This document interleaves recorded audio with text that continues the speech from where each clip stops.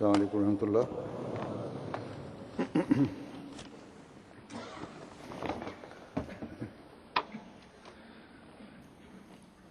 اشہد ان لا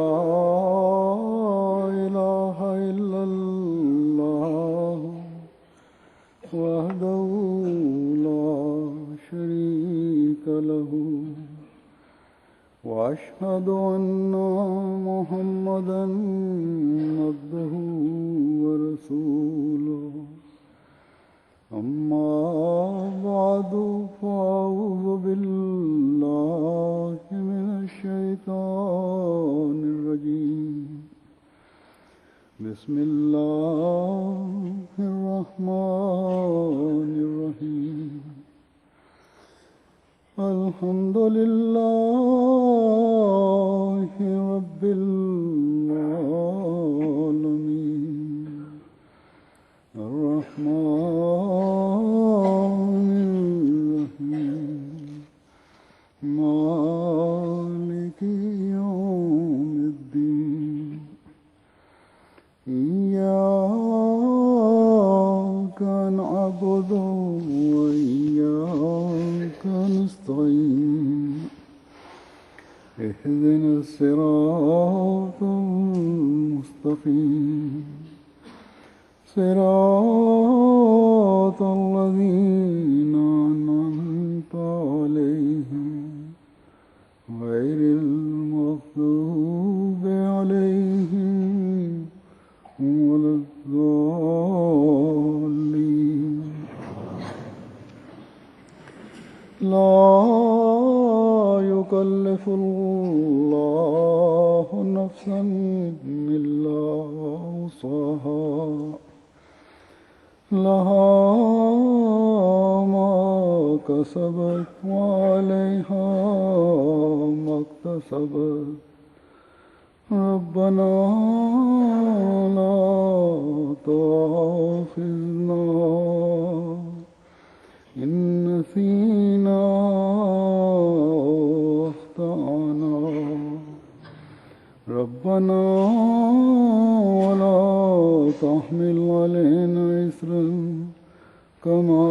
حملته على الذين من قبلنا. ربنا ولا تحملنا ما لا طاقة لنا به واعف عنا واغفر لنا وارحمنا أنت مولانا فانصرنا على القوم الكافرين.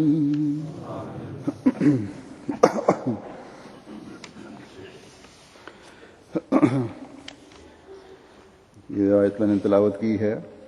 اس کا ترجمہ ہے کہ اللہ کسی جان پر اس کی طاقت سے بڑھ کر بوجھ نہیں ڈالتا. اس کے لیے ہے جو اس نے کمایا، اور اس کا وبال بھی اسی پر ہے جو اس نے بدی کا اکتساب کیا.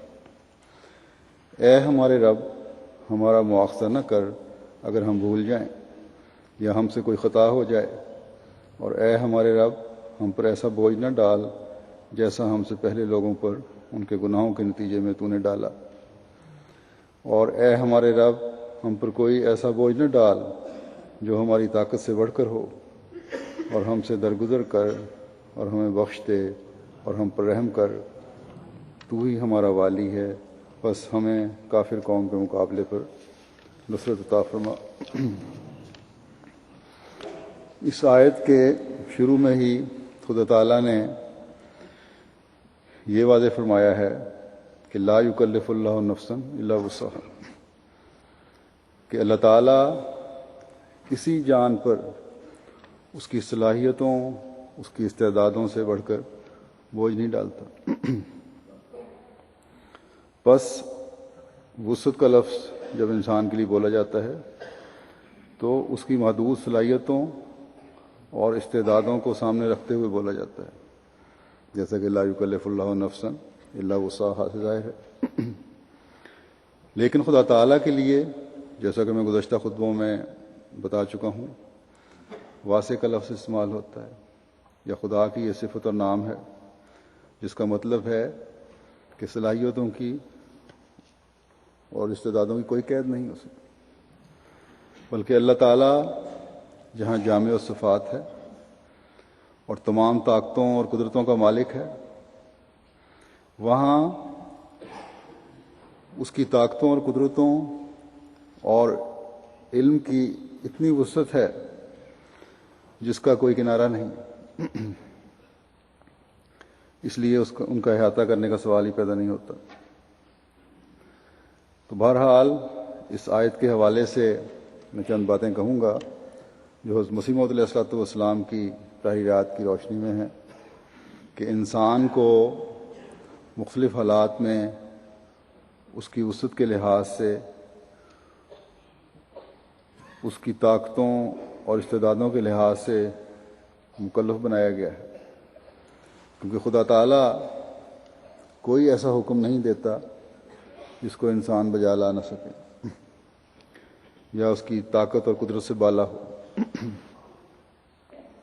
بس یہ انسان کی ذمہ داری ہے کہ اللہ تعالیٰ کے احکامات پر عمل کرنے کی کوشش کرے، اور جب یہ کوشش ہوگی تبھی ایک مومن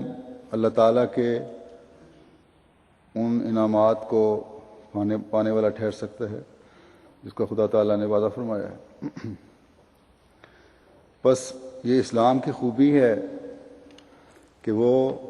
احکامات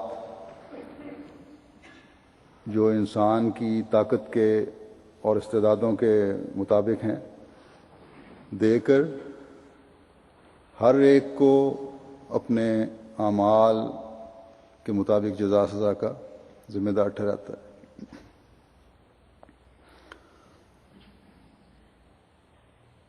اور خلاف عقل یہ نظریہ پیش نہیں کرتا کہ ایک معصوم نبی کو لعنتی موت مار کر قیامت تک آنے والوں کے لیے جو لوگ غلطیاں کرتے رہیں، گناہ کرتے رہیں،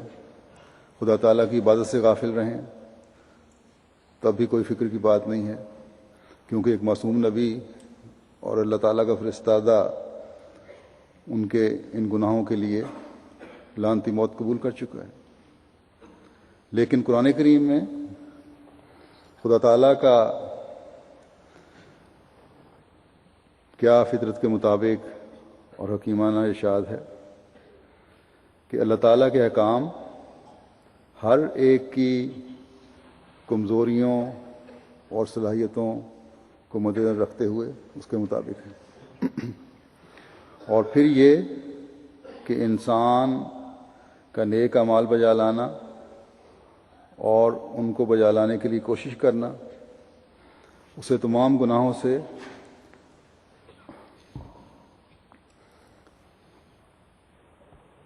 کلیتاً پاک نہیں کر دیتا، کیونکہ جیسا کہ حدیث میں آیا ہے کہ انسان کی رگوں میں شیطان خون کی طرح دوڑ رہا ہے، اس لیے کئی ایسے مواقع پیدا ہو سکتے ہیں کہ انسان بعض غلطیاں اور گناہ غیر ارادی طور پر کر لے، تو اس کا کام ہے کہ استغفار کرتے ہوئے ان سے بچنے کی کوشش کرے اور نیکیوں کی طرف بڑھنے کی کوشش کرے، ان اعمال کو بجا لانے کی کوشش کرے جن کے کرنے کا اللہ تعالیٰ نے حکم فرمایا ہے، اپنے اندر پاک تبدیلیاں پیدا کرنے کے لیے ایک جد و جہد کرے، تو خدا تعالیٰ جو وسیع تر رحمت والا ہے اور وسیع تر بخشش والا ہے اپنے بندے کی طرف بخشش اور رحم کی نظر سے متوجہ ہوتا ہے۔ بس یہ خوبصورت تعلیم ہے جو قرآن کریم نے ہمیں دی ہے، جس کے لیے کسی کفارے کی ضرورت نہیں۔ جیسے میں نے کہا تھا کہ حضرت مسیح موعود علیہ الصلوۃ والسلام نے اس بات کی صراحت فرمائی ہے کہ اس کا کیا مطلب ہے لا یکلف اللہ نفسا الا وسعها کا، اور یہ کس طرح اور کن کن باتوں پر حاوی ہوتا ہے۔ وہ کون کون سی حالتیں ہیں جہاں انسان اپنے اعمال کا مکلف نہیں اور کہاں وہ قابل مواخذہ ہوگا. ایک یہ کہ اللہ تعالیٰ کسی کو اس کی وسعت علمی سے زیادہ تکلیف نہیں دیتا. گو یہاں یہ تو پتہ چلتا ہے کہ خدا تعالیٰ کسی کی وسعت علمی سے زیادہ اس پر بوجھ نہیں ڈالتا، لیکن ساتھ ہی خدا تعالیٰ فرماتا ہے کہ قل رب زدنی علما. اب یہ دعا وہ آن حضرت صلی اللہ علیہ وسلم کو سکھائی گئی، جن کو ایسا علم دیا گیا تھا جو قیامت تک کے علوم پر حاوی ہے. اور جب قرآن کریم نازل ہو رہا تھا، خدا تعالیٰ کے علم میں تھا کہ کیا کیا علم و عرفان کے خزانے آپ پر نازل ہونے ہیں. اس وقت اللہ تعالیٰ نے فرمایا کہ قرآن کریم کے نازل ہونے کے بارے میں جلدی سے کام نہ کرو، کام نہ لو، بلکہ یہ دعا کیا جا کہ اللہ تعالیٰ ہمیشہ علم میں ترقی دیتا رہے.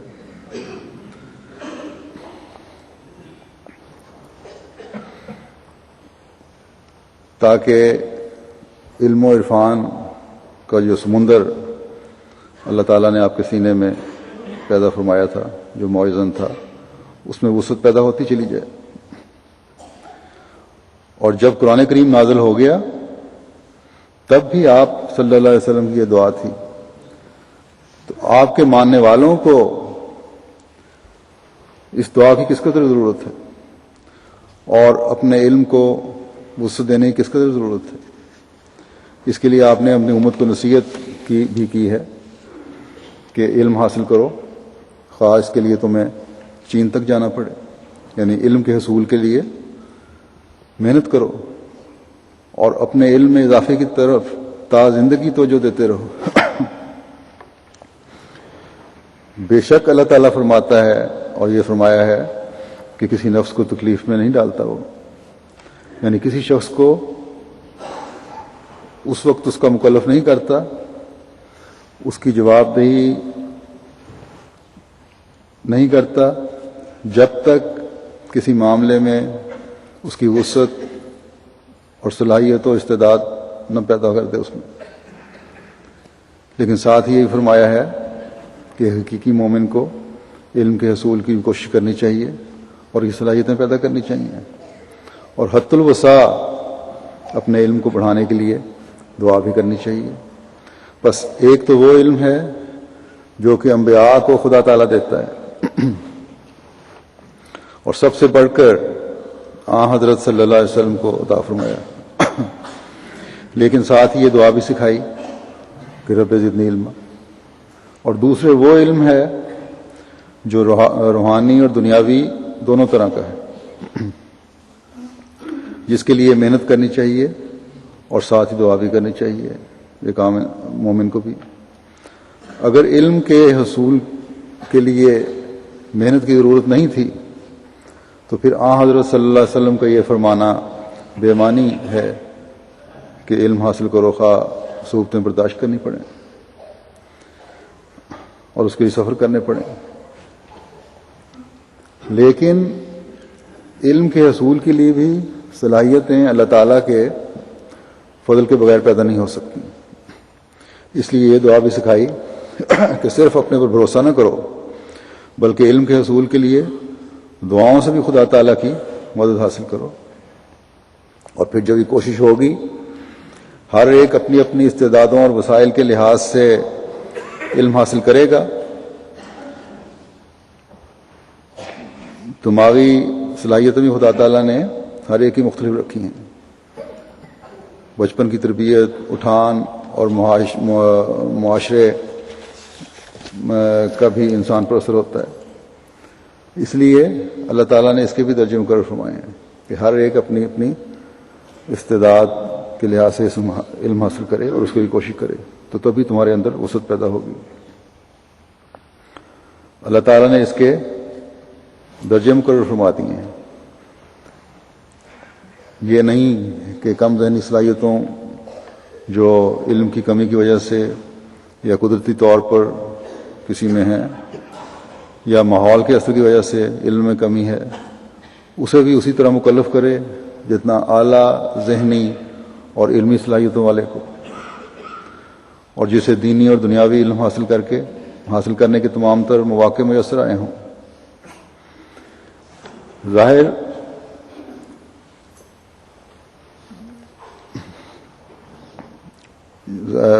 یہ تو ظاہر ہے کہ اللہ تعالیٰ اپنی وسعت علمی کی وجہ سے تمام حالات کو جانتا ہے، اس لیے جب وہ مکلف کرتا ہے کسی کو تو ان سب باتوں کے مدنظر رکھ کر کرتا ہے جو کسی بھی انسان کے بارے میں اس کے علم میں ہے۔ اگر انسان اپنی صلاحیتوں کو جو خدا داد ہیں اس علم کے حصول کے لیے استعمال میں نہیں لاتا جس کے حاصل کرنے کا خدا تعالیٰ نے حکم دیا تھا، تو ایسا شخص پھر جواب دہ ہے۔ وہاں لا یکلف اللہ نفسا کا مطلب یہی ہے کہ اپنی نفس کو تم نے اس طرح استعمال نہیں کیا جو اس کا حق بنتا تھا۔ اور ایک مسلمان کہلانے والے کے لیے سب سے بڑھ کر دینی علم میں ترقی ہے جو اسے اس کی کوشش کرنی چاہیے۔ حضرت مسیح موعود علیہ الصلوۃ والسلام فرماتے ہیں کہ طالب حق کو ایک مقام پر پہنچ کر ہرگز نہیں ٹھہرنا چاہیے، ورنہ شیطان لعین اور طرف لگا دے گا، اور جیسے بند پانی میں عفونت پیدا ہو جاتی ہے اسی طرح اگر مومن اپنی ترقیات کے لیے صحیح نہ کرے تو وہ گر جاتا ہے۔ پس سعادت مند کا فرض ہے کہ وہ طلب دین میں لگا رہے۔ ہمارے نبی کریم صلی اللہ علیہ وسلم سے بڑھ کر کوئی انسان کامل دنیا میں نہیں گزرا، لیکن آپ کو بھی رب زدنی علما ہوئی تھی۔ پھر اور کون ہے جو اپنی معرفت اور علم پر کامل بھروسہ کر کے ٹھہر جاوے اور آئندہ ترقی کی ضرورت نہ سمجھے۔ بس یہاں لا یکلف اللہ نفسا الا وسعہا سے مطلب ہے اپنی تمام تر صلاحیتوں کے ساتھ علم کے حصول کی کوشش کرو۔ اگر تم یہ کوشش کرتے رہو گے تو اللہ تعالیٰ کی رضا حاصل کرتے رہو گے،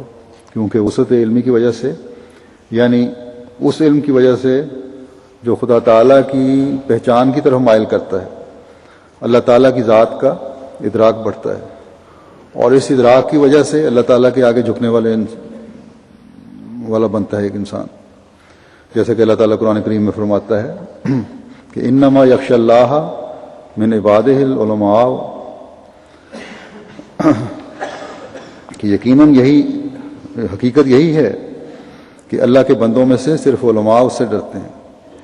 پس علم میں اضافہ دل میں خشیت پیدا کرتا ہے۔ یہاں ان علماء کا ذکر نہیں ہے جو نام نہاد اور سطحی علماء ہیں، سطحی علم حاصل کر کے اپنے علم سے دوسروں کو مروب کرنے کی کوشش کرتے ہیں، بلکہ وہ لوگ جو جوں اللہ تعالیٰ کے فضل سے اپنے علم میں اضافہ ہوتا دیکھتے ہیں، تو وسعت علمی اور خدا کی ذات کا ادراک انہیں ہوتا جاتا ہے، اور جس طرف دیکھیں وہی راہ ہے تیرے دیدار کا حقیقی مفہوم انہیں سمجھ آتا ہے۔ بس مسیح علیہ السلام نے فرمایا نا کہ جس طرف دیکھیں وہی راہ ہے تیرے دیدار کا، یہ حقیقی مفہوم ہے جو ایک عالم کو سمجھ آتا ہے اور پھر اللہ تعالیٰ کے آگے جھکتا ہے، اور تب پتہ چلتا ہے کہ علمی لحاظ سے لا یکلف اللہ نفسا الا وسعہا کا حقیقی مطلب کیا ہے۔ دوسری بات جو حضرت مسیح علیہ السلام کے اس وضاحت سے میں نے اخذ کی، جو بیان فرمائی ہے آپ نے کہ لا یکلف اللہ نفسا الا وسعہا کہہ کر اللہ تعالیٰ نے انسانوں پر واضح کر فرما دیا ہے کہ اللہ تعالیٰ وہی عقیدے پیش کرتا ہے جن کا سمجھنا انسان کی حد استعداد میں داخل ہے، تاکہ اس کے حکم تکلیف مالا یطاق میں داخل نہ ہو، یعنی طاقت سے بڑھ کر نہ ہو۔ اس آیت سے پہلی آیت میں خدا تعالیٰ مومنوں کے بارے میں یہ بھی فرمایا ہے ایمان کی حالت کے بارے میں، عقیدے کے بارے میں، کہ آمنا باللہ و ملائکتہ و کتبہ و رسلہ، یعنی اللہ پر ایمان رکھتے ہیں، اس کے فرشتوں پر ایمان رکھتے ہیں، اس کی کتابوں پر ایمان رکھتے ہیں، اس کے رسولوں پر ایمان رکھتے ہیں، اور ایک دوسری جگہ فرمایا کہ یوم آخرت پر ایمان رکھتے ہیں۔ اس بارے میں ایک حدیث بھی ہے جو حضرت عمر سے مروی ہے کہ ہم حضرت صلی اللہ علیہ وسلم کی حضور بیٹھے ہوئے تھے کہ آپ کے پاس ایک آدمی آیا جس کے کپڑے بہت سفید تھے، اس نے آ کے مختلف سوال کیے، اور حضرت صلی اللہ علیہ وسلم کے ساتھ آیا اور گھٹنے ملا کر بیٹھ گیا اور پھر سوال کیے اور عرض کیا کہ اے محمد صلی اللہ علیہ وسلم، ایمان کسے کہتے ہیں؟ آپ صلی اللہ علیہ وسلم نے فرمایا ایمان یہ ہے کہ تو اللہ پر، اس کے فرشتوں پر، اس کی کتابوں پر اور اس کے رسولوں پر ایمان لائے اور یوم آخرت کو مانے اور خیر اور شر کی تقدیر پر یقین رکھے۔ اب یہ باتیں ایسی ہیں کہ جن کے ماننے میں کوئی تکلیف مالا یطاق نہیں۔ اگر فطرت نیک ہو، اللہ تعالیٰ کی تلاش ہو، تو کائنات کیا زمین پر ہی اللہ تعالیٰ کی پیدائش کے مختلف نظارے ہیں، اللہ تعالیٰ کی ذات پر ایمان اور یقین پیدا کرتے ہیں۔ اور پھر اس کارخانہ قدرت کو دیکھتے ہوئے اللہ تعالیٰ کے بتائے ہوئے رستے پر چلتے ہوئے ملائکۃ اللہ پر انسان غور کرتا ہے، تمام نظام کائنات کو دیکھتا ہے اور غور کرتا ہے، تو فرشتوں کی حقیقت بھی اپنی اپنی استعداد ذہنی اور علمی کے مطابق ہر انسان پر کھلتی چلی جاتی ہے۔ پھر خدا کے انبیاء پر جو کتابیں اتری ان پر مہر، جیسا کہ ہم سب جانتے ہیں، قرآن کریم نے ثبت کی، ان کی غلطیوں اور خامیوں اور تحریفوں کی نشاندہی کی، ان کی بعض تعلیمات کی تصدیق کی، بعض کی تردید کی، اور قرآن کریم کی تصدیق اور اس کی حفاظت کا اعلان کر کے اور آج تک یہ ثابت کر کے کہ اس میں کوئی تحریف اور تبدیلی نہیں ہوئی اور نہ ہو سکتی ہے، اس پر ایمان میں پختگی پیدا کرنے کا اعلان فرمایا۔ اور جو تعلیم اس میں دی قرآن کریم میں، اس کے متعلق یہ اعلان فرما دیا کہ اس میں کوئی ایسی چیز نہیں ہے جس پر عمل انسانی استعداد سے بالا ہو، کیونکہ حضرت صلی اللہ علیہ وسلم کے زمانے سے لے کر آج تک کروڑہا مسلمانوں نے اپنی اپنی استعدادوں کے مطابق اس پر عمل کر کے دکھایا۔ پھر رسولوں پر ایمان ہے، اگر یہ انکار کیا گیا رسولوں کا تو ان قوموں کی بدقسمتی تھی، لیکن ان کی تعلیم اور ان کے دعوے کبھی ایسے نہیں ہوئے جو کسی انسان کو تکلیف میں ڈالیں۔ ہر نبی نے یہی کہا کہ میں تمہیں خدا سے ملانے اور تمہارے فائدے کی تعلیم دینے کے لیے آیا ہوں۔ اس طرح پر اور اس کے لیے میں تم سے کوئی اجر نہیں مانگتا، میرا اجر خدا کے پاس ہے۔ میرا مقصد تمہیں تکلیف پہنچانا نہیں بلکہ تمہاری بھلائی ہے، اور اس لیے کہ تم یوم آخرت پر یقین کرو اور جزا سزا کی تقدیر پر ایمان لاتے ہوئے خدا تعالی کی جناب سے نیک اعمال کر کے جزا حاصل کرو، اس کی رضا کی جنتوں میں جاؤ۔ اور نیک جزا میں بھی اللہ تعالیٰ کی رحمت کی وسعت کس حد تک ہے کہ فرمایا کہ کسی بھی گناہ کا بدلہ اسی قدر ہے جتنا گناہ ہے، اور نیکی کا بدلہ 10 گنا بلکہ اس سے بھی زیادہ اللہ تعالیٰ فرماتا چلا جاتا ہے۔ بس خدا تعالی جو تعلیم بھی اپنے انبیاء کے ذریعے سے دنیا کے سامنے پیش کرتا ہے ان کی استعدادوں کے مطابق ہے۔ اگر پہلی قوموں کی ذہنی صلاحیتیں کم تھیں تو ان کے سامنے ان کی تعلیم بھی اس کے مطابق رکھی۔ اسی حوالے سے جو میں نے بتایا ایمان کا جہاں ذکر ہوا، اسی مجلس میں اس فرشتے نے جبرائیل آئے تھے، ارکان اسلام کا بھی ذکر کیا کہ پوچھا کہ کیا ہے اور اسلام کیا ہے۔ حضرت صلی اللہ علیہ وسلم نے فرمایا کہ کلمہ طیبہ لا الہ الا اللہ محمد رسول اللہ۔ پھر نماز کے بارے میں پوچھا، اب نے فرمایا کہ نماز ہے، پھر روزہ ہے، پھر زکوٰۃ ہے، پھر حج ہے۔ تو یہ نماز جو عبادت ہے، روزہ جو عبادت ہے، اس کے لیے بھی کسی کو مکلف نہیں کیا، بلکہ اگر کوئی بیمار ہے تو اس کو بیٹھ کر یا لیٹ کر بھی نماز پڑھنے کی اجازت ہے، اگر سفر میں ہے تو جمع کرنے کی اور قصر کرنے کی اجازت ہے، اور روزہ ہے اس طرح ہی، سفر میں نہ رکھنے کے لیے اجازت ہے، نہ رکھو جب فرض روزے بھی ہیں، بیماری میں نہ رکھنے کی اجازت ہے۔ زکوٰۃ ہے وہ صرف اسی پر فرض ہے جو صاحب نصاب ہے۔ حج ہے تو اسی پر فرض ہے جو راستے کی وسائل بھی رکھتا ہو اور امن بھی ہو، صحت بھی ہو۔ تو ساری چیزیں اللہ تعالیٰ نے جو فرمائیں وہ انسان کی طاقت کے اندر رہتے ہوئے اس کو حکم ہے اس کے لیے۔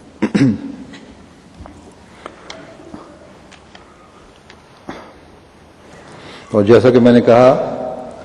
ہر طبقے نے ان باتوں پر عمل بھی کر کے دکھایا۔ ان کے قطع نظر ان کے جو مسلمان عمل نہیں کرتے، کروڑ ہا مسلمان ایسے گزرے ہیں اور ہیں جو اس پر عمل کرتے ہیں، عمل کر کے دکھا رہے ہیں۔ تیسری بات جو حضرت مسیح موعود علیہ السلام نے یہ بیان فرمائی، اس حوالے سے اللہ تعالیٰ نے فرمایا ہے کہ حضرت صلی اللہ علیہ وسلم کا عمل اور نمونہ تمہارے لیے اسوہ حسنہ ہے۔ جیسا کہ اللہ تعالیٰ فرماتا ہے لقد کان لکم فی رسول اللہ اسوۃ حسنہ، یقیناً تمہارے لیے اللہ تعالیٰ کے رسول میں اسوہ حسنہ ہے۔ تو فرمایا ہمیں حکم ہے کہ تمام احکام میں، اخلاق میں، عبادات میں حضرت صلی اللہ علیہ وسلم کی پیروی کریں۔ بس اگر ہماری فطرت کو وہ قوتیں نہ دی جاتی جو حضرت صلی اللہ علیہ وسلم کے تمام کمالات کو ذلی طور پر حاصل کر سکتی تو یہ حکم ہمیں ہرگز نہ ہوتا کہ اس بزرگ نبی کی پیروی کرو، کیونکہ خدا تعالیٰ فوق الطاقت کوئی تکلیف نہیں دیتا، جیسا کہ وہ خود فرماتا ہے لا یکلف اللہ نفسا الا وسعها۔ بس یہاں یہ فرمایا کہ تم اس نبی کی پیروی کرو جس کی وضاحت حضرت مسیح موعود علیہ السلام نے اس لفظ سے کی کہ ذلی طور پر، یعنی وہ معیار تو تم حاصل نہیں کر سکتے، لیکن اپنی اپنی استعدادوں کے مطابق ان پر عمل کرنے اور ان کو اختیار کرنے کی ضرورت ہے، اس کے لیے کوشش کرو۔ اور یہ ہر مومن پر فرض ہے، کیونکہ یہ صلاحیت ایک مومن میں اللہ تعالیٰ نے رکھی ہے کہ ان نیکیوں کو بجا لائے جو حضرت صلی اللہ علیہ وسلم نے جن کا اس وقت قائم فرمایا۔ صرف یہ کہنا کہ کیونکہ وہ معیار میں حاصل نہیں کر سکتا اس لیے کوشش کی بھی ضرورت نہیں ہے، یہ انسان کو اللہ تعالیٰ کی طرف سے عائد کردہ فرائض سے آزاد نہیں کر دیتی یہ بات ایک مومن کو۔ اور امت میں نے جیسے کہ کہا ہے کہ کروڑوں لوگوں نے یہ نمونے قائم کرنے کی کوشش کی اور کر کے دکھایا۔ ایک عام مومن بھی اس اسوہ حسنہ کو رسول کریم صلی اللہ علیہ وسلم نے جو قائم فرمایا اپنی استعدادوں کے مطابق قائم کر سکتا ہے، بجا لا سکتا ہے، اس پر عمل کر سکتا ہے۔ پھر چوتھی بات اس حوالے سے یہ ہے کہ گو اللہ تعالیٰ نے حضرت صلی اللہ علیہ وسلم کو تمام انسانیت کے لیے مبعوث فرمایا ہے، اور وہ جو تعلیم لائے اسے قبول کرنے کا ہر ایک کو حکم ہے۔ اور جیسے کہ میں نے بتایا کہ اللہ تعالیٰ اور اس کے رسول صلی اللہ علیہ وسلم پر ایمان لانا ہی نجات کا بھی باعث ہے۔ لیکن اگر کسی پر اتمام حجت نہیں ہوا تو کیونکہ اللہ تعالیٰ کسی کو اس کی طاقت سے بڑھ کر کسی بات کا مکلف نہیں بناتا، اس لیے وہ شخص قابل مواخذہ نہیں ہوگا جس پر اتمام حجت نہیں ہوا۔ لیکن حضرت مسیح علیہ السلام اس بارے میں فرماتے ہیں کہ جس پر خدا تعالیٰ کے نزدیک اتمام حجت ہو چکا ہے وہ قیامت کے دن معاوضہ کے لائق ہوگا، اور جس پر خدا تعالیٰ کے نزدیک اتمام حجت نہیں ہوا وہ مکذب اور منکر ہے، تو گو شریعت نے جس کی بنا ظاہر پر ہے اس کا نام بھی کافر ہی رکھا ہے، اور ہم بھی اس کو باتباع شریعت کافر کے نام سے ہی پکارتے ہیں، مگر پھر بھی وہ خدا کے نزدیک بموجب آیت لا یکلف اللہ نفسا الا وسعها قابل مواخذہ نہیں ہوگا۔ ہاں ہم اس بات کے مجاز نہیں ہیں کہ ہم اس کی نسبت نجات کا حکم دیں، اس کا معاملہ خدا کے ساتھ ہے، ہمیں اس میں دخل نہیں۔ یہاں یہ بھی یاد رہے کہ ان الفاظ کے بعد حضرت مسیح علیہ السلام نے یہ بھی فرمایا ہے کہ یہ علم محض خدا تعالیٰ کو ہے کہ اس کے نزدیک باوجود دلائل عقلیہ اور نقلیہ اور عمدہ تعلیم اور آسمانی نشانوں کے کس پر ابھی تک اتمام حجت نہیں ہوا، ہمیں کسی کے باطن کا علم نہیں ہے، اور چونکہ ہر ایک پہلو کے دلائل پیش کرنے اور نشانوں کے دکھلانے سے خدا تعالیٰ کے ہر رسول کا یہی ارادہ رہا ہے کہ وہ اپنی حجت لوگوں پر پوری کرے، اور اس بارے میں خدا بھی اس کا مؤید رہا ہے، اس لیے جو شخص بھی دعویٰ کرتا ہے کہ مجھ پر حجت پوری نہیں ہوئی وہ اپنے انکار کا ذمہ دار آپ ہے، اور اس بات کا بار ثبوت اس کی گردن پر ہے، اور وہی اس بات کا جواب دہ ہوگا کہ باوجود دلائل عقلیہ اور نقلیہ اور عمدہ تعلیم اور آسمانی نشانوں اور ہر قسم کی رہنمائی کے کیوں اس پر حجت پوری نہیں ہوئی۔ پس گو بغیر اتمام حجت کے خدا تعالی نے کسی کو مکلف نہیں بنایا، لیکن مخالفین اسلام اور احمدیت کو یہ بھی سوچنے کی ضرورت ہے کہ کہیں ان کے نفس کے دھوکے انہیں یہ بات کرنے پر مجبور تو نہیں کر رہے کہ ہمیں اتمام حجت نہیں ہوئی۔ دنیا میں ہر طرف فساد اور آفات، وہ نشانات تو نہیں ہیں جو خدا تعالیٰ کی طرف سے اتمام حجت کے طور پر ہیں، جبکہ زمانے کے امام کا دعویٰ بھی موجود ہے۔ پھر پانچویں بات اس ضمن میں یہ ہے، اس کی وضاحت کہ اللہ تعالیٰ خلاف عقل باتوں کے ماننے پر کسی کو مجبور نہیں کرتا، اور اس وجہ سے اسے مکلف نہیں ٹھہراتا کہ کیوں یہ باتیں نہیں مانی۔ قرآن کریم میں بے شمار جگہ حکیم کا لفظ آیا ہے، ہر بات جو ہے وہ حکمت سے پر ہے، اور اس کی حکمت کی طرف اشارہ کرتے ہوئے اللہ تعالیٰ اس کا حکم دیتا ہے بجا لانے کا۔ جو بھی حکم اتارا ہے وہ تمام تر حکمتوں کے بیان سے اتارا ہے، بلکہ آن حضرت صلی اللہ علیہ وسلم کو جو مبعوث فرمایا اور جن کاموں کو آپ کے لیے خاص کیا ان میں حکمت پھیلانا بھی ایک کام ہے۔ بلکہ حضرت ابراہیم علیہ السلام کو جو آئندہ آنے والے کے مقام کے بارے میں دعا سکھائی گئی، اس میں بھی حکمت کو خاص طور پر پیش نظر رکھا گیا۔ حکمت کیا ہے؟ یہ عدل اور انصاف کو جاری کرنا ہے، اس کا مطلب علم کو کامل کرنا ہے، اس کا مطلب ہر بات کی دلیل پیش کرنا ہے، یعنی جب کوئی حکم دیا تو اس کے کرنے یا نہ کرنے کی وجوہات بتائیں، اور یہی عقل کا تقاضا ہے۔ مثلا شراب اور جوئے سے اگر روکا ہے تو جہاں فرمایا، اس روکنے کے حکم کے ساتھ فرمایا کہ یسألونک عن الخمر والمیسر قل فیہما اسم کبیر ومنافع للناس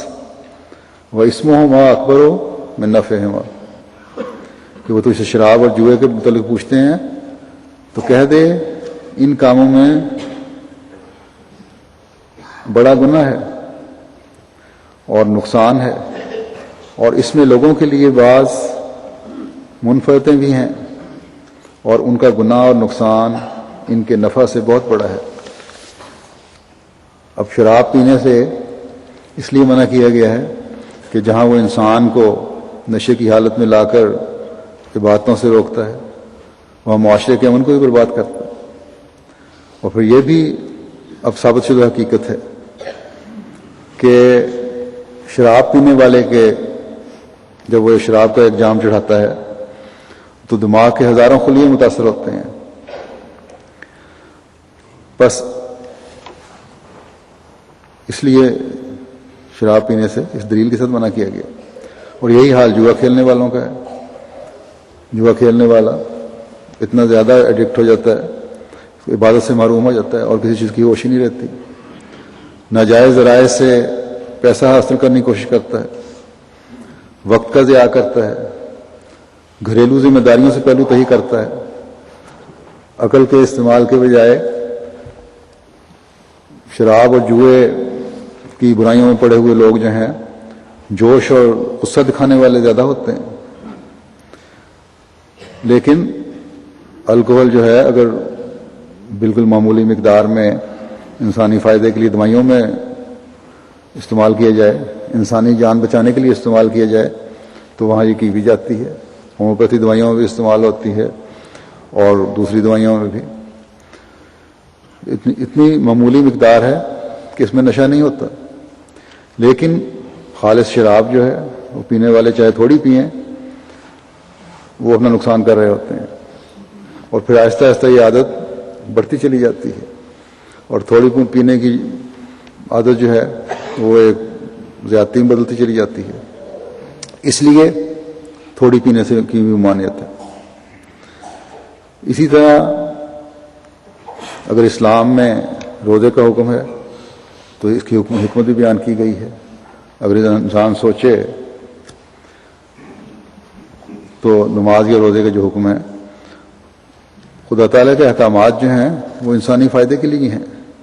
اس کی صحت اور اس میں ڈسپلن پیدا کرنے کے لیے ہیں، علاوہ عبادت کے۔ جن کے نہ کرنے کا حکم ہے وہ بھی فائدے کی چیزیں ہیں، جن کے کرنے کا حکم ہے وہ بھی بڑی حکمت لیے ہوئے ہیں اور انسان کی بقا کے لیے ضروری ہیں۔ تو غرض اللہ تعالیٰ کے ہر حکم میں حکمت ہے، اور بغیر حکمت بیان کی اللہ تعالیٰ کسی کو یہ نہیں کہتا کہ تم اس کام کو کرو یا نہ کرو۔ چھٹی بات یہ کہ اللہ تعالیٰ نے قوا کی برداشت اور حوصلہ سے بڑھ کر کسی قسم کی شرعی تکلیف نہیں اٹھوائی کسی کو۔ اس نے فرمایا کہ انما حرم علیکم المیتۃ والدم ولحم الخنزیر وما اہل بہ لغیر اللہ فمن اضطر غیر باغ ولا عاد فلا اثم علیہ ان اللہ غفور الرحیم، کہ اس نے تم پر صرف مردار، خون، سور کے گوشت کو اور ان چیزوں کو جنہیں اللہ کے سوا کسی اور سے نامزد کر دیا گیا ہو حرام کیا ہے، مگر جو شخص ان اشیاء کے استعمال پر مجبور ہو جائے اور نہ تو وہ بغاوت کرنے والا ہو اور نہ حدود سے آگے نکلنے والا ہو، اس پر کوئی گناہ نہیں۔ اللہ یقیناً بڑا بخشنے والا اور بار بار رحم کرنے والا ہے۔ اب یہ حکم ہے جو عقل کے مطابق ہے، حکمت لیے ہوئے ہے، اور انسانی قوا کی برداشت کے لحاظ سے بھی انتہائی اعلیٰ درجے کا ہے کہ اگر جان کا خطرہ ہے تو ان حرام چیزوں کا استعمال کر سکتے ہو، مگر صرف جسم کی بقا کے لیے، صرف سانس کا رشتہ قائم رکھنے کے لیے، لیکن کوشش کرو کہ حد الوسع ان سے بچو، اور جہاں تک ہو سکے حرام اور حلال کے فرق کو قائم رکھو۔ پھر ساتویں بات یہ یاد رکھنے والی ہے کہ اللہ تعالیٰ کے احکام انسانی طاقت کے اندر ہیں۔ حضرت مسیح موعود علیہ الصلوۃ والسلام فرماتے ہیں، اس آیت سے صاف طور پر یہ پایا جاتا ہے کہ اللہ تعالیٰ کے احکام ایسے نہیں جن کی بجا آوری کوئی کر ہی نہ سکے، اور نہ شرائع اور احکام خدا تعالیٰ دنیا میں اس لیے نازل کرنے کے لیے خدا تعالیٰ نے دنیا میں اس لیے نازل کیے کہ اپنی بڑائی، فصاحت و بلاغت اور ایجادی قانونی طاقت اور چیستہ ترازی کا فخر انسان پر ظاہر کرے، یعنی بتائے کہ میرے سب طاقتیں ہیں، اور کوئی ایسا قسم کا معمہ پیش کرے جس کو کوئی حل نہ کر سکتا ہو، اور پھر بڑے فخر سے کہے کہ دیکھو میری بات تم سمجھ نہیں سکے. یہ نہیں ہے. فرمایا کہ اللہ تعالیٰ اس لیے خدا تعالیٰ نے دنیا میں اس لیے نازل کیے، نہ شرائع اور احکام خدا تعالیٰ نے دنیا میں اس لیے نازل کیے کہ اپنی بڑائی، فصاحت و بلاغت اور ایجادی قانونی طاقت اور چیستہ ترازی کا تحفہ کا فخر انسان پر ظاہر کرے، اور یوں پہلے ہی سے اپنی جگہ ٹھان رکھا تھا کہ کہاں بےہودہ ضعیف انسان اور کہاں کا ان حکموں پر عمل درآمد. تو اللہ تعالیٰ نے کسی مشکل میں ڈالنے کے لیے حکم نہیں دیے تھے، دیکھے کہ کس طرح میں آزماؤں اپنے بندوں کو کہ یہ بےہودہ انسان اور کمزور انسان کس طرح میرے حکم پر عمل کر سکتا ہے. فرمایا کہ خدا تعالیٰ اس سے برتر اور پاک ہے کہ ایسا لغو فعل کرے. پھر 8ویں بات جو ہے اس تعلق میں یہ کہ جو شرائط احکام کی بجاوری کے لیے خدا تعالیٰ نے لگائی ہیں وہ ہر ایک کی ذہنی، جسمانی، علمی، معاشی، روحانی وسعت کے لحاظ سے ہیں، اور ہر ایک اپنے اپنے مرتبہ علمی اور عقلی اور جسمانی اور معاشی اور روحانی کے لحاظ سے احکام بجا لانے کا پابند اور قابل مواخذہ ہے. لیکن جو فرائض اللہ تعالیٰ نے مقرر کیے ہیں انہیں اپنی اپنی استطاعت کے مطابق بجا لانا بہرحال ہر مومن پر فرض ہے. ایک حدیث میں آتا ہے کہ ایک دیہاتی شخص حضرت صلی اللہ علیہ وسلم کی خدمت میں حاضر ہوا اور اسلام کے بارے میں پوچھا. آپ نے فرمایا دن رات میں 5 نمازیں پڑھنا. اس پر اس نے پوچھا اس کے علاوہ بھی کوئی نماز فرض ہے؟ آپ نے فرمایا نہیں. ہاں اگر نفل پڑھنا چاہو تو پڑھ سکتے ہو. پھر حضور صلی اللہ علیہ وسلم نے فرمایا 1 ماہ رمضان کے روزے رکھنا. اس نے پوچھا اس کے علاوہ بھی روزے فرض ہیں؟ آپ نے فرمایا نہیں. ہاں نفلی روزے رکھنا چاہو تو رکھ سکتے ہو. اسی طرح حضرت صلی اللہ علیہ وسلم نے زکوٰۃ کا بھی ذکر فرمایا. اس نے اس پر پوچھا، عرض کیا کہ اس کے علاوہ بھی مجھ پر کوئی زکوٰۃ ہے؟ آپ نے فرمایا نہیں. ہاں ثواب کی خاطر تم نفلی صدقہ دینا چاہو تو دے سکتے ہو. اس پر وہ شخص یہ کہتے ہوئے چلا گیا کہ خدا کی قسم نہ اس سے زیادہ کروں گا نہ کم. تو آپ صلی اللہ علیہ وسلم نے فرمایا وہاں بیٹھے ہوئے لوگوں کو کہ اگر یہ سچ کہتا ہے تو اسے کامیاب و کامران سمجھو. تو جو استعدادیں ہیں ہر ایک کی اس کے مطابق وہ عمل کرتا ہے. کچھ کو آپ نوافل کی تلقین بھی فرمایا کرتے تھے. پھر 9ویں بات یہ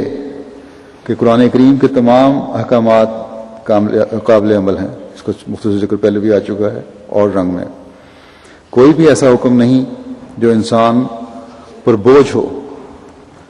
جیسا کہ حضرت صلی اللہ علیہ وسلم کے اسوے پر عمل کرنے کے ضمن میں نے بتایا کہ ذکر ہوا ہے کہ حقیقی مومن ان پر چلتا ہے اور چلنے کی کوشش کرتا ہے. اور حضرت عائشہ نے جیسا کہ فرمایا کہ حضرت صلی اللہ علیہ وسلم کے اخلاق اور زندگی قرآن کریم کے احکامات کی عملی تصویر ہیں. بس اپنی اپنی حیثیت اور استعدادوں کے مطابق ہر ایک کو ان پر عمل کرنے کا حکم ہے. اور یہ اللہ تعالیٰ کا دعویٰ ہے کہ کیونکہ وہ کسی مومن کو بھی بلا وجہ تکلیف میں نہیں ڈالتا، اس لیے جو بھی احکامات ہیں ہر انسان کی عمل کرنے کی طاقت کے اندر ہیں. پھر 10ویں بات یہ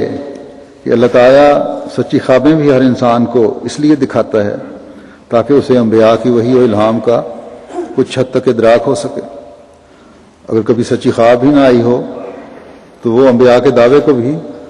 محض جھوٹ سمجھے گا. حضرت مسیح موعود علیہ السلام فرماتے ہیں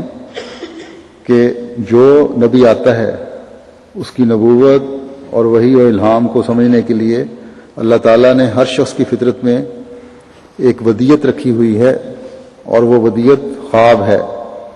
اگر کسی کو کوئی خواب سچی کبھی نہ آئی ہو تو وہ کیوں کر مان سکتا ہے کہ الہام اور وحی بھی کوئی چیز ہے؟ اور چونکہ خدا تعالیٰ کی یہ صفت ہے کہ لا یکلف اللہ نفسا الا وسعہا،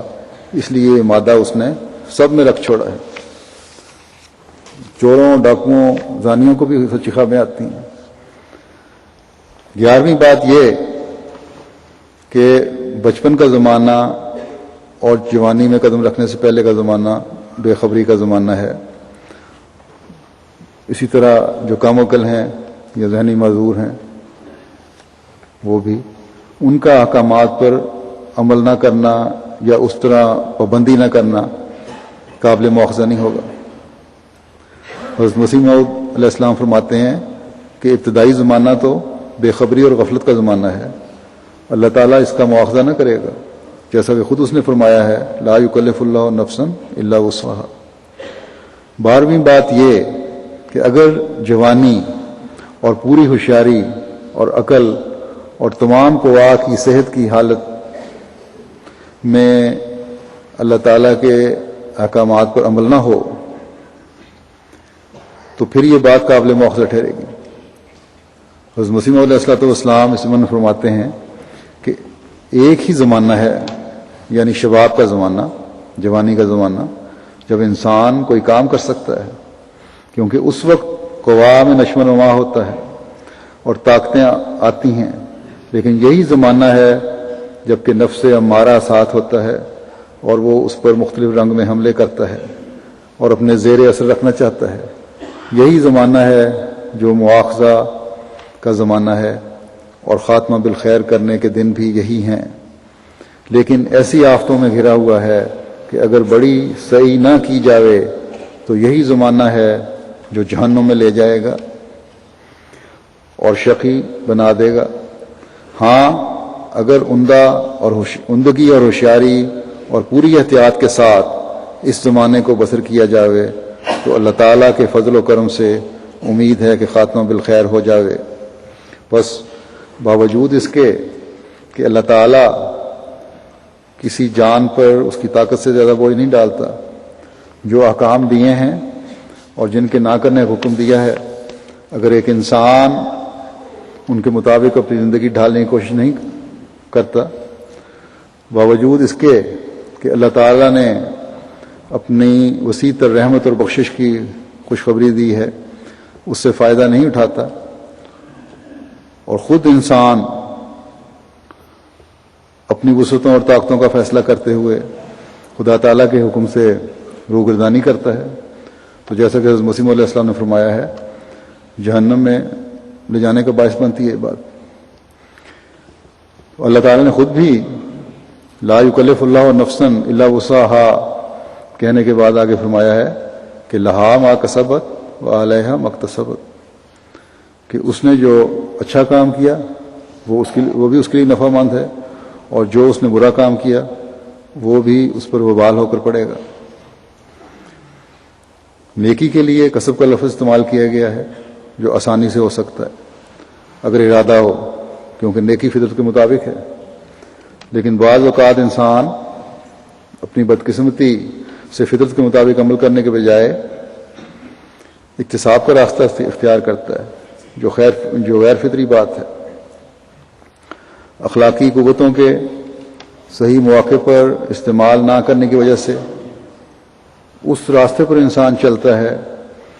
اور سمجھتا ہے جو اللہ تعالیٰ کو پسند نہیں، اور یہ سمجھتا ہے کہ یہ آسان راستہ ہے، لیکن جب گناہوں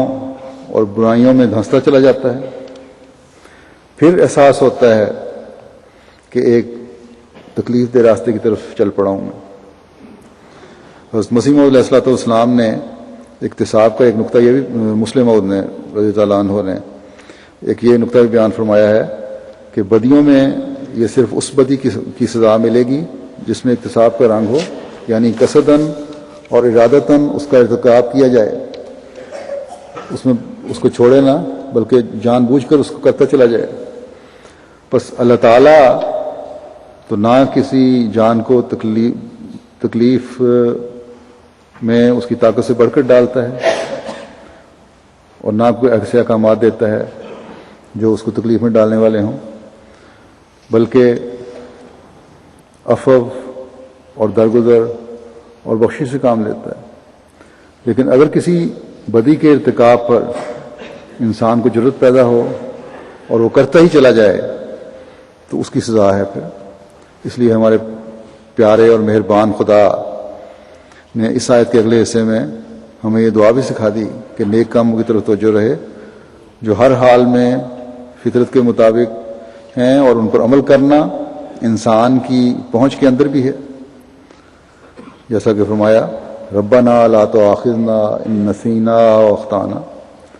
ربنا ولا تحمل علينا اصرا كما حملته على الذين من قبلنا ربنا ولا تحملنا ما لا طاقة لنا به واعف عنا واغفر لنا وارحمنا انت مولانا فانصرنا على القوم الكافرين۔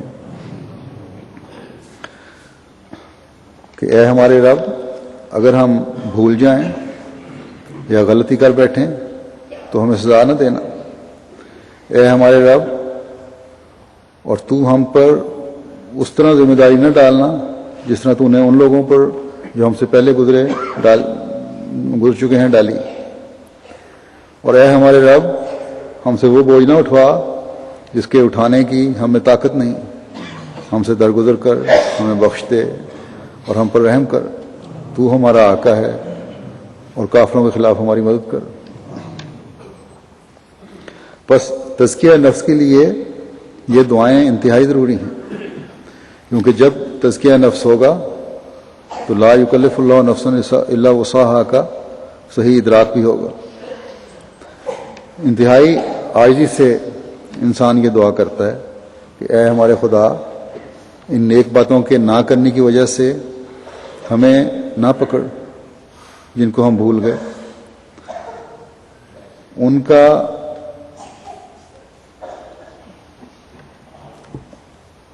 لوگوں کا ہمیں انجام نہ دینا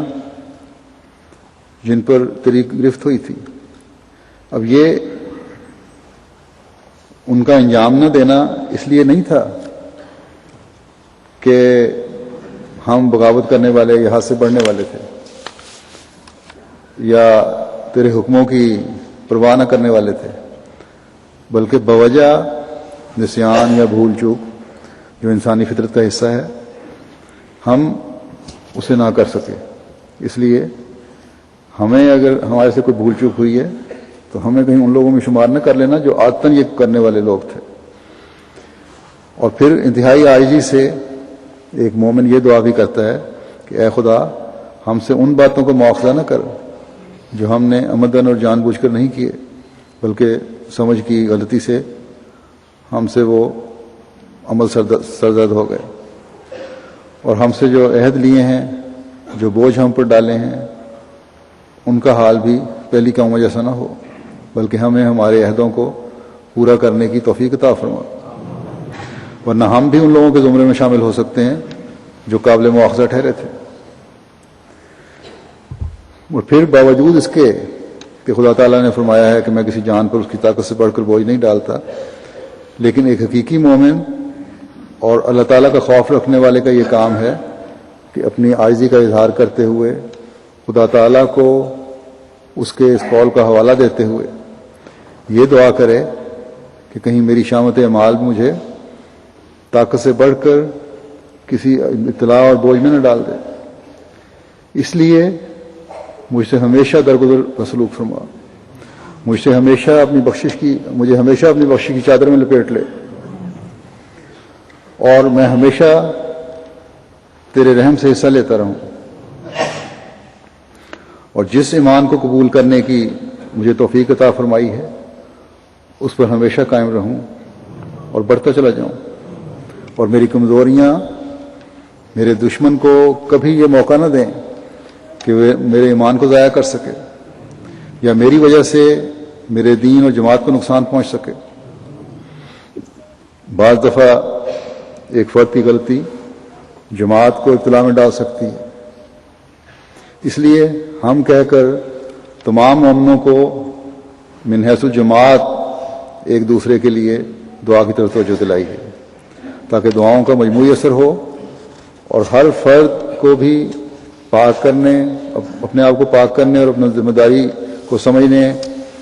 کی طرف توجہ پیدا ہو، اور جماعت بھی مضبوط بنیادوں پر استوار ہوتے ہوئے دشمن کے ہر شر سے محفوظ رہنے والی ہو۔ اللہ تعالی ہمیں تمام احکامات پر ہماری تمام تر صلاحیتوں کے ساتھ عمل کرنے کی توفیق عطا فرمائے اور ان کو بجا لانے کا حکم یقیناً اللہ تعالیٰ نے ہماری صلاحیتوں اور استعدادوں کو دیکھتے ہوئے دیا ہے، اور نہ صرف ہم ایک جگہ کھڑے رہنے والے ہوں بلکہ ہر قسم کی وسعتوں میں خدا تعالیٰ اضافہ فرماتا چلا جائے، اور من حیث الجماعت بھی ہم ترقی کی شاہراہوں پر تیزی سے منزلیں بھی طے کرتے چلے جائیں۔ اللہ تعالیٰ ہماری دعا قبول فرمائے۔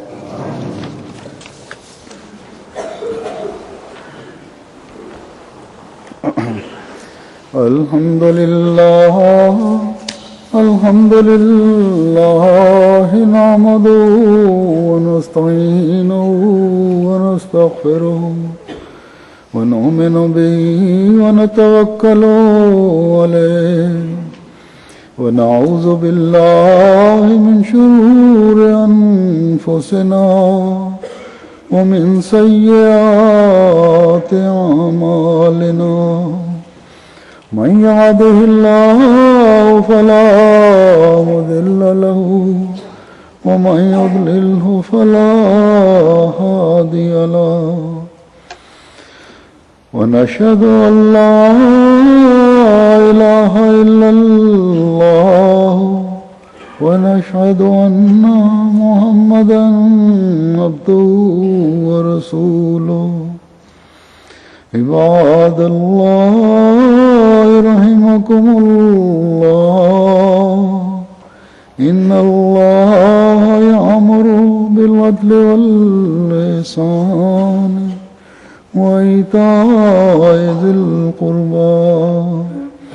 وينهى عن الفحشاء والمنكر والبغي، يعظكم لعلكم تذكرون۔ اذكروا الله يذكركم وادعوه يستجب لكم، ولذكر الله أكبر۔